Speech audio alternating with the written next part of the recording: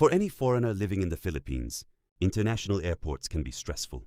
You triple-check your passport, your visa extensions, and your flight tickets.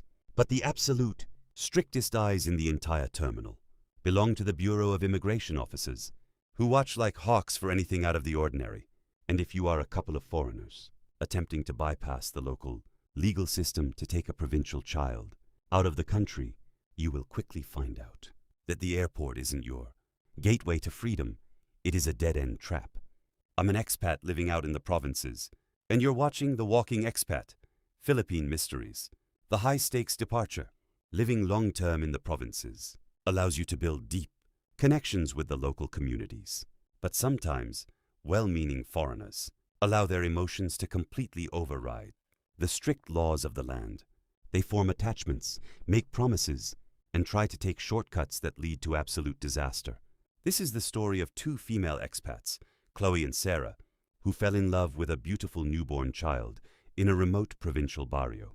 Overwhelmed by desire and unwilling to wait for the years of rigorous international adoption paperwork, they concocted a reckless plan to smuggle the infant out of the country on a midnight flight, only to find out that the Philippine border is heavily guarded by an iron wall of vigilance.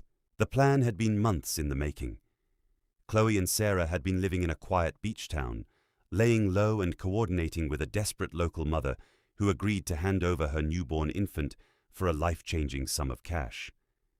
With the baby safely in their possession, the two women booked a late-night international flight out of Manila, hoping the midnight chaos of a crowded terminal would help them blend into the sea of tourists. They arrived at the airport in a private rental van, the baby heavily swaddled and fast asleep in a hooded stroller. Chloe's heart was hammering against her ribs as they pushed through the sliding glass doors into the bright fluorescent lights of the departure hall. To any casual observer, they looked like two typical wealthy Western tourists traveling with their child. They successfully cleared the initial baggage security screening, checked their luggage, and walked toward the final, most intimidating barrier, the immigration counters. Sarah took a deep breath, pushing the stroller up to the desk of a sharp-eyed, middle-aged female immigration officer. Chloe handed over their two Western passports, along with the baby's newly obtained fraudulent travel document they had purchased from a fixer in the city. The officer smiled politely, scanning Chloe and Sarah's passports. But the moment she looked down at the infant's document, her smile vanished. She looked at the white baby, then back down at the paperwork.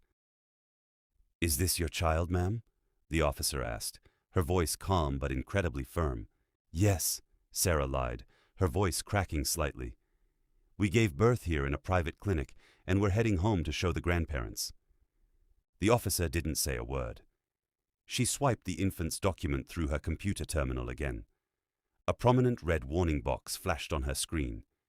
The document number didn't match any legitimate birth registration in the national database. Furthermore, because the child was a Filipino citizen traveling with foreigners, the law strictly required a specific clearance from the Department of Social Welfare and Development to prevent human trafficking. They had absolutely none of it. The interrogation room. The officer subtly pressed a hidden button beneath her desk. Within 20 seconds, two armed aviation security officers and a supervisor stepped out from the shadows, flanking Chloe and Sarah. "Ma'am, please step out of the line and follow us to the holding office," the supervisor said. Panic completely consumed the two women. Chloe tried to argue, claiming it was an administrative misunderstanding, but the officers stood their ground. They were escorted into a small, windowless interrogation room deep inside the terminal. Within an hour, representatives from the Social Welfare Department arrived. As the pressure mounted and the legal realities of international child trafficking charges were laid out on the table, Chloe broke down in tears, confessing to the entire illicit arrangement. The baby was gently taken from their arms by a social worker, healthy and safe, while Chloe and Sarah were placed under arrest, their dreams of a quick departure replaced by the cold reality of a Philippine prison cell.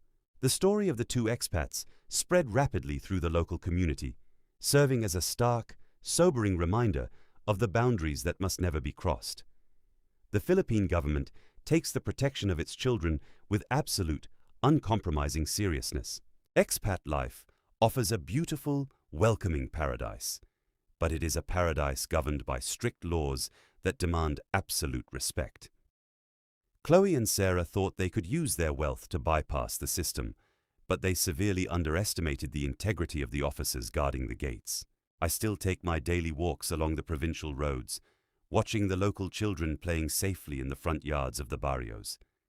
And every time I pass the local municipal hall, I am reminded that the true beauty of these islands isn't just the scenery, it's the fierce protection of the people who call it home.